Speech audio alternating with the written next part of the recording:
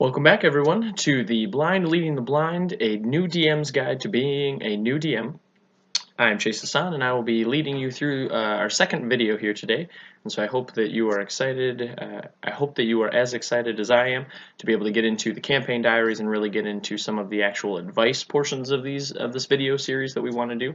And so let's get started. The first thing that we're going to go over is we're going to talk about an introduction to first my players and what exactly it is that I said to them, or at least how I presented my ideas to them so that everybody was on the same page. A lot of the videos that I watched myself, as well as a lot of the things that I have just found in my own personal life to be of great use, is communication.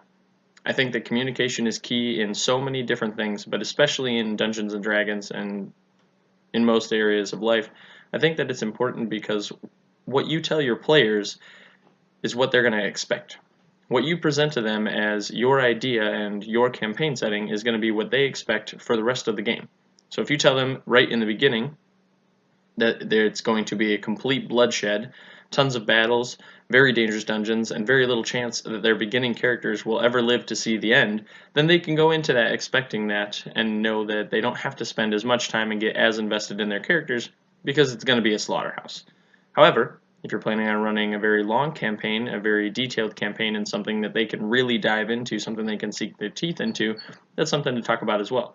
So when I set my players down, I explained my entire campaign setting, exactly what the world they were going to be playing in was like, how much magic there was, what type of adventures they would be going on, and what my central tension was. And there's some really great videos on central tension, especially by Matt Colville. He has a whole video on central tension, and he talks about it a lot in his campaign settings. And I think that that's really important because there's this thing, right? There's this thing in the game that is happening while they're doing whatever it is that they're doing.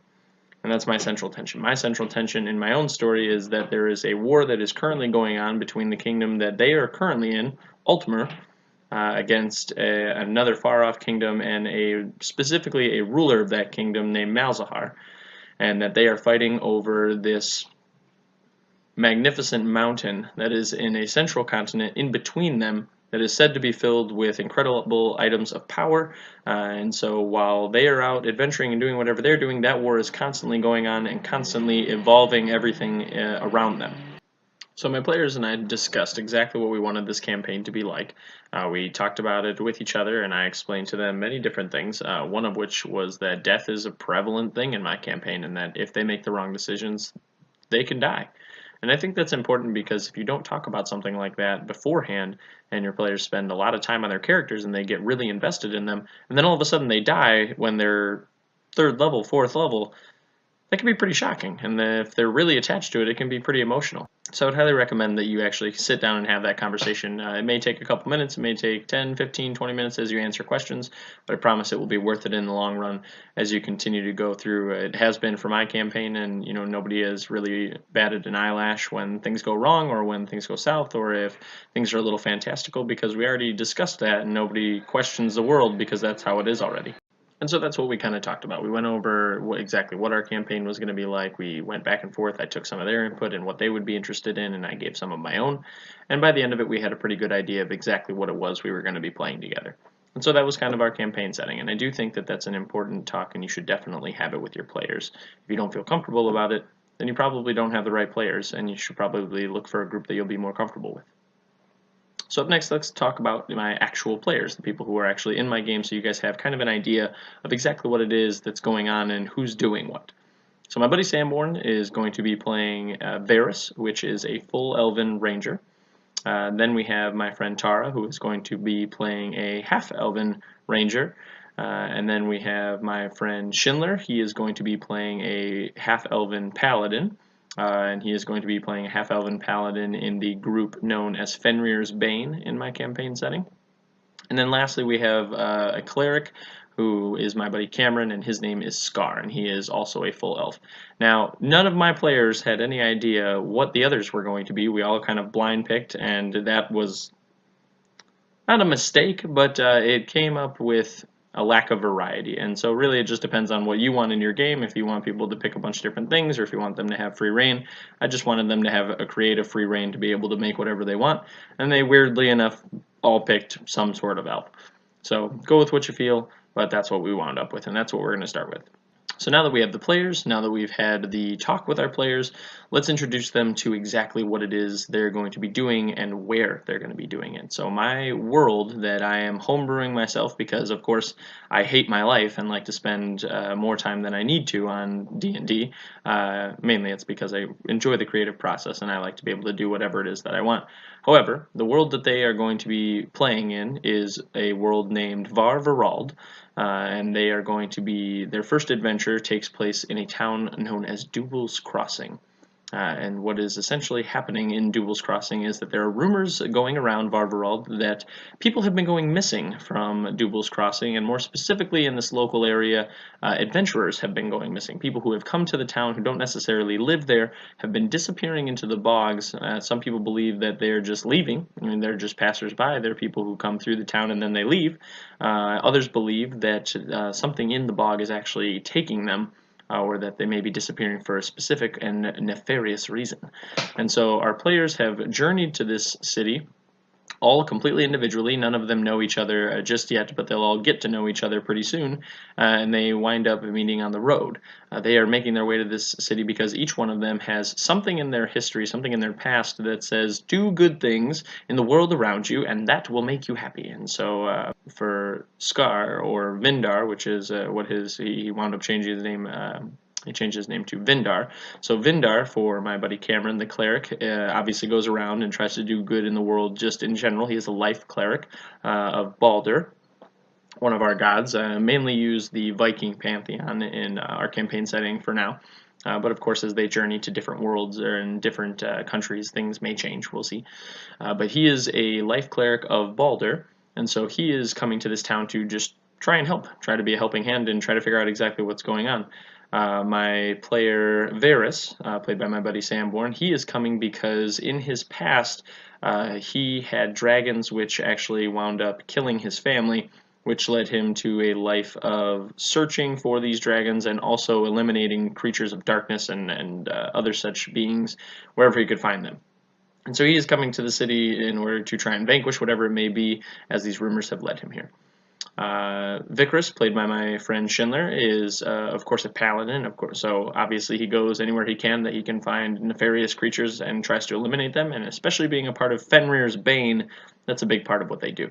And so he's journeying to this city. And Savina is a little bit of a mystery. You know, not everybody knows anything, or at least very much about her. She has a very secretive past and kind of plays things close to the chest. And so nobody's really quite sure why she winds up showing up. So, now that we've got our campaign setting, now that we know who our players are, and now that we know kind of the world that they're playing in, let's get into the story. So for the story, I'm going to try and just breeze through the first section. This first section is called The Meeting on the Road to Destiny, and so this is each one of our little videos will have a title, and so that's what this one is about. So I'm going to try and go briefly through and give you a good overview of exactly what it is that happened in this particular section, exactly what it is that they're doing, but we're going to make stops along the way at different sections where I think that a lesson can be learned, and there's something that I can teach you that I learned from my players or from myself, or something that we did. So let's get right into it. So the first part that we're going to talk about is the arrival at Dubal's Crossing. Now, my players didn't automatically know each other, and this is where we're going to stop for our first lesson. I didn't start my players in a tavern in a traditional sense of the way because I thought it would be really, really awkward, and having watched a lot of videos on it, I'm pretty sure I was right. However, I also had faith that my players, because they know each other in real life, and because they are all friends, and because we all sat down at a table together to play D&D, would be able to somehow just go along with it. I was wrong. My players very much surprised me in the fact and in the sense that they went right into doing roleplay pretty well. They didn't necessarily do new voices or anything, but they played their characters the way that they thought their characters would be played. And having just randomly met each other only a day or so out from this city, they didn't really trust each other, and so they didn't have a good bond, and I wasn't really expecting that, and that was a fault of my own. But expect that from your players. They will surprise you, and they're going to do things that you never expected them to do, and they're going to surprise you in good ways and in bad ways. But especially with their roleplay, be open and be ready to watch them kind of go through this whole scene. I didn't start mine in a tavern because I can only feel that it would be very awkward to randomly meet 3 other adventurers or 4 other adventurers, however many people you have playing in your campaign, in this tavern, and all of a sudden you guys all decide that you're just going to go ahead and go together. I'm not saying that you shouldn't do it. I'm just saying that that's why I didn't do it. But everybody has their own starting point and everybody has their own ideas. So a couple of my players, the first three, Vikrus, Vindar, and Varys, all met. I know they're all V's. They picked it randomly. I don't know what to do. But they all met outside of town, and they began to make their way into town. And while they were making their way into town, they heard some voices. They heard a couple raised voices and the very distinct gruff male voice, and they also heard a very high-pitched feminine voice who seemed to be in an argument about directions. And as they rounded the bend into Doubal's Crossing, they saw a young half-elven woman who was arguing with a guard, asking for directions, and the guard didn't seem to think that she should go to the place that she wanted to go, and so was a little reluctant to give instructions. Now, this is where we're going to stop for our second lesson. At this point, I narrated this portion because my player Savina, aka Tara, hadn't really given me a lot of backstory at this point. She was still a little timid in this section, which is important because it's okay to be timid. It's okay not to know exactly what your backstory is for your character and just kind of roll with it. She's been doing it and it's been going just fine. However, at this point, I had to go on what I knew. And the only thing I know is how she would react to a male figure telling her that she couldn't go somewhere because she was a female or because she was smaller than the others in that party. And so I reacted that way and narrated that portion in that manner. I was wrong. She very quickly stopped me and said Savina wouldn't do that. Savina would be a little bit more poised about it. She would be more gracious about it. She is not the blow-up kind of type. And I was like, okay. And that was fine. There was nothing wrong with that. I was actually really happy that she spoke up and told me what her character would have done, because this is the beginning of the campaign. I don't know their characters very well. I know a little bit of backstory, and I have a small idea of exactly what it is they're going to be playing as, but for the most part, they know their characters. They know how they're going to react. So when she told me, the Dungeon Master, how she would react, of course I said yes. There's no problem with that. I didn't argue with her whatsoever. That's how she believes her character would act.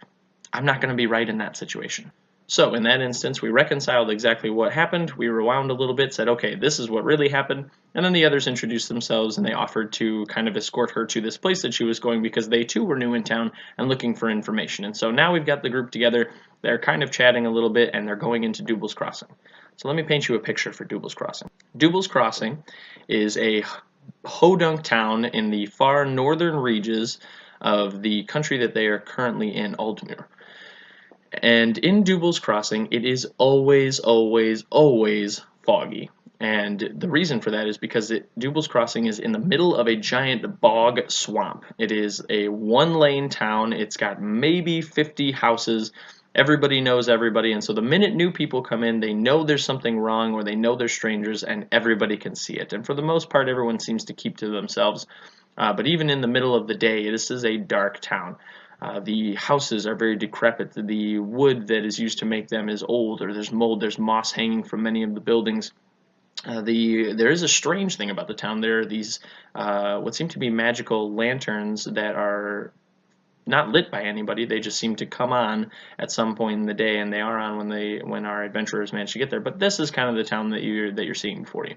And as they enter into the town, even on the outskirts, which just skirts the beginning of the bog, you have watery pockets and large areas of swamp near the ends. You have houses that are on stilts to make sure that they're out of the muck itself. You can see just that this town is very decrepit in the sense of just mold, and it's mildewy, and it doesn't seem to be the most pleasant place to live, and the people there aren't very friendly. They're not very nice. And I actually did this on purpose because I didn't want my players to believe that they, being adventurers and them being the main focus of this campaign, meant that they were going to be treated differently just because they were the players. The people in the world don't know that they're the players. The people in the world don't care that they're the players or that they are adventurers. If anything, they probably don't like them because they're adventurers, and adventurers bring trouble. And so when they entered into this town, nobody really approached them. Nobody offered any assistance, so they just kind of went along with it and tried to find out what they could.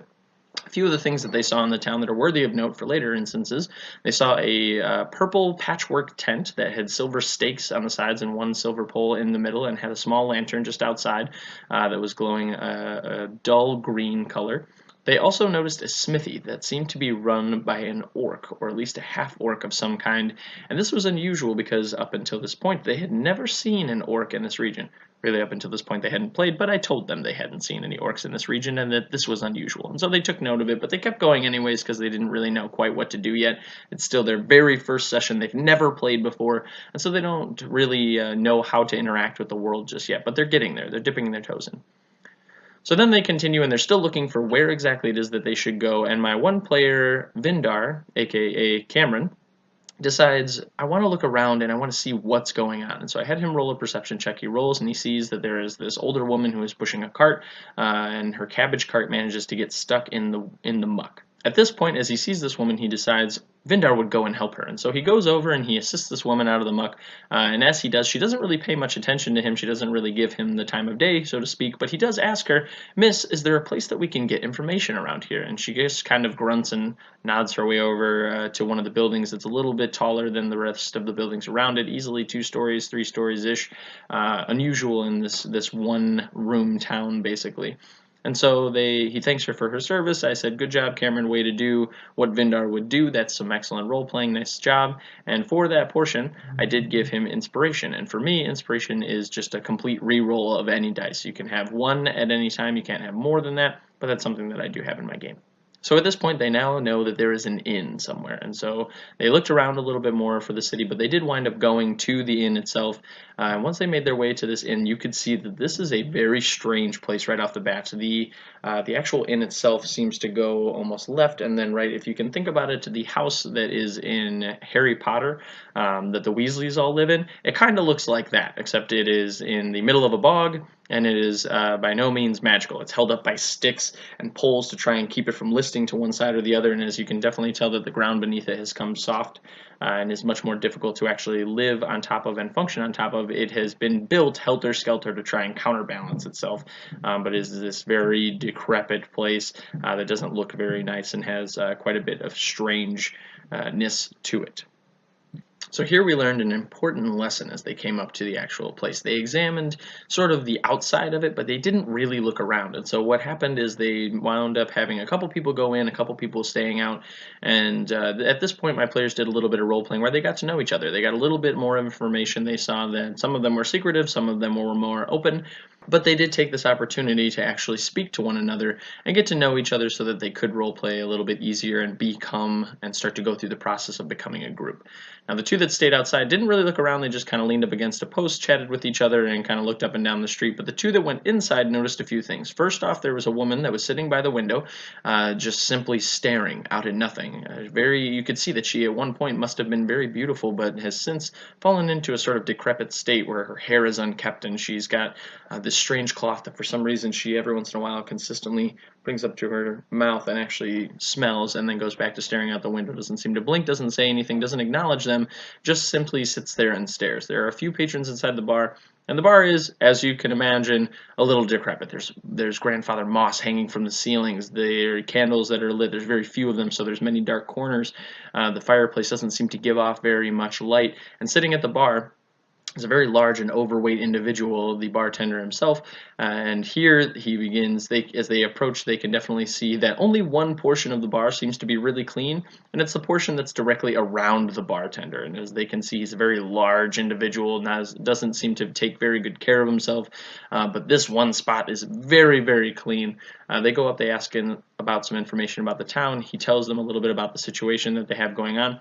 He doesn't believe in this fact or this belief that people are disappearing. He thinks that it's all hearsay and that people are just coming and going, and essentially believes that anybody who believes it is just ridiculous and that they're silly and that people come and go from this town all the time. Why would they stay? It's Dubal's Crossing. But he does give them some information, and as they ask about a few of them, they do wind up asking about the woman at the window, and he informs them that about 6 months ago, her youngest child went missing. Obviously, my players, who I know very well, reacted to this rather strongly. They wanted to know why this child went missing, what happened to it, and at this point they really started to dive into the world around them and try to invest and investigate exactly what was going on in this town. So he told them about the woman. He told them that her child had gone missing and that ever since that day she had simply sat at the window and stared, and every day that's where she sat all day long, never said a word to anybody. It's just what she did. He did also inform them that the woman also has an older child who is actually outside on the porch right now and who they must have walked past. My players did not investigate very well, and so they managed to walk right past this person, who you'll see why in a second. So they thanked the man for his time and his incredibly poor alcohol, which they did have 1 or 2 glasses of, but really was most likely just swamp water that was sold at a little bit of a higher price. But they did make their way outside of the tavern, and they went to speak to a young man named Reiku. Now, Reiku essentially was created to embody teenage angst. This young man is about 16, 17 years old. He's got long black hair that kind of covers his face, and he is basically ignoring these travelers as they speak to him, but he's decked out in swamp gear. Looks like he lives in the swamp. He's got a big brimmed hat. He's got long clothing that would be very good at hiding him in the swamp. And you can tell that he definitely spent some time there. He informs them that since his brother has gone missing, every single day he goes out into the swamp for a few hours to scour and search because he refuses to give up finding his brother until his mother manages to come out of this stupor. And so he searches every single day, and he asks them, "Will you help me?" Now, my players immediately didn't say yes. They said that they were interested in figuring out why people were disappearing. They asked Reiku about it. Reiku said that yes, people come and go. I see a few of them here and there. Some of them have offered to help me. Some of them have left. Some of them said no. But I do know that, and I believe, that they are disappearing or that they're just leaving. It's one of the two, and he's not super sure, but he does believe a little bit more to the disappearing side. Knowing this, my players decide, okay, well, maybe we'll go with Reiku. Maybe he would be a good guide for us, but first we want to scout the town out a little bit. And you can really tell that at this point they're interested in the town. They want to know more about it, and they decide to go and look around. And so they split up and they go do a couple different things. Some of them decided to go to the tent that was originally in the beginning of the town. Some of them went to go buy a couple supplies so that they would be okay for their journey. And some of them went to the smithy because they had some work that they wanted to get done because they do have a little bit of gold at this point and some things that they're interested in. So let's follow my friend Vindar and Savina, who went to the smithy.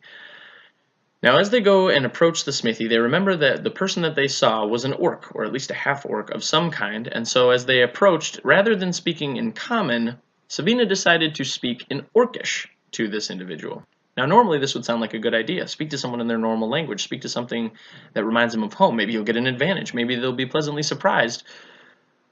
The only person who was surprised was Savina when the orc, upon hearing Orcish spoken, immediately turned around and whipped the heaviest thing that it could find within arm's reach, which happened to be a horseshoe at an amazing speed. Now, Savina managed to roll really well, and she did manage to deflect the actual thing itself, but this was a good opportunity for my players to learn that not everything that they thought was going to happen, and that the world would react in strange ways because they have no idea who these people are or what lives they live.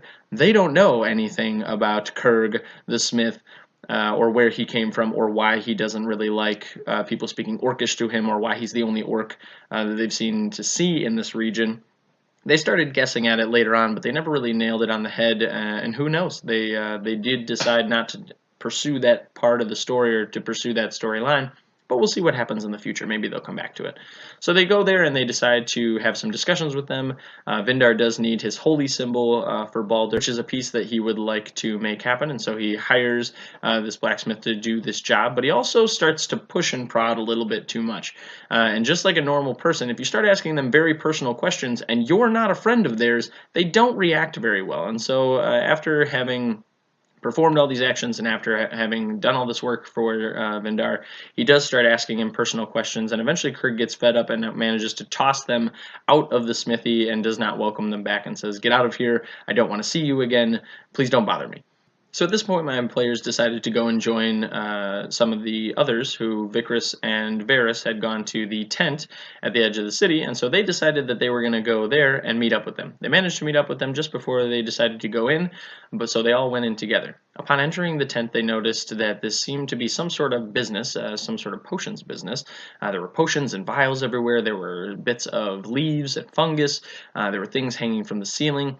And over behind the counter, there was what seemed to be a female dwarf bent over and looking the other way. Now when she turned around, they got a little bit of a surprise. As she turned around, she began screaming immediately and throwing things at them and telling them to get out, that she didn't allow elves in her vicinity and that full elves were not welcome here and that she would not tolerate nor would she sell anything to them, and basically continued to berate them until my two elven players, Cameron and Sanborn, aka Vindar and Varys, decided to leave the tent. At this point, Vikrys and Sabina are the only ones that are left in the tent, and so they decide to kind of investigate on why exactly this woman is freaking out at them. And once again, I did this on purpose to show people that just because you are a player does not mean that everyone will react well to you, and I think that by this point they kind of get it. They know that at some point in time they may be persecuted because they are of a different race, and things may happen to them because of what they look like or how they act, and so by now I think we're starting to get it. So the others investigate and they find out that this woman, whose name is Peak, her father has just recently passed away and he was very, very sick, and she believes that a group of elves who were traveling through the town and who had offered her father a potion that should have saved him really killed him. Now I want you to think about that for a second. This woman, who they didn't know and who is really just a character and an NPC, a non-player character in my story, truly believes and hates elves now because she thinks that her father was murdered or at least not saved by that race. And so this is a stigma. This is going to go against my players throughout the game if Peak continues to be a portion of it, or if they come back and they speak to her. She's not going to like half of the group. So that was something that they got to discover for themselves, which I thought was very cool, and which they thought was very cool. There's a whole history here that they don't know about because this woman is a real person in my made-up world who has real feelings and real thoughts about what exactly it is that's going on. And so they talk to her a little bit, and they find out that although her father did just recently pass away, he did own this shop. She knows nothing about it. She was a ranger and was never really interested in potions and items and things of that sort. And so she has no idea what the wares are that she has. She just knows that she wants to get rid of them and she wants to sell them. And so she's offering to sell them many different potions at a very cheap cost. However, she has no idea what they do. My players are very intrigued by this, and they start to look around, but they don't know anything about the potions. They don't know anything about any potions, and so they have no idea what they should buy, and they decide not to buy anything. There are a couple of them that they were interested in, but eventually they decided to just purchase a couple of what I call Double caps, which is just a normal fungus that's found in Double's Crossing and in the nearby swamp, and it acts as a really low-lying health potion, almost like a potion of healing, except it goes over a few different rounds and you get like 4 points of healing or something. It's very small. They were beginning players, level 1s, and that's something that I figured would be cheap and that would help them out. So they bought a couple of those, and then they went back over to the inn. They did speak to Reiku before they went to bed, and they agreed that they would take up this job from him and that they would go with him tomorrow and to try and help him search for his lost brother, and that he could show them around the swamp and they could get a little bit more information.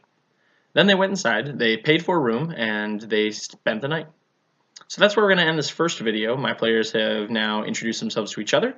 They now have a town to play in. They have a quest that they are on. They are searching for what exactly is going on in this town. They have an ally that's going to guide them through the swamp and maybe hopefully give them a little bit more information and who maybe they'll be able to help.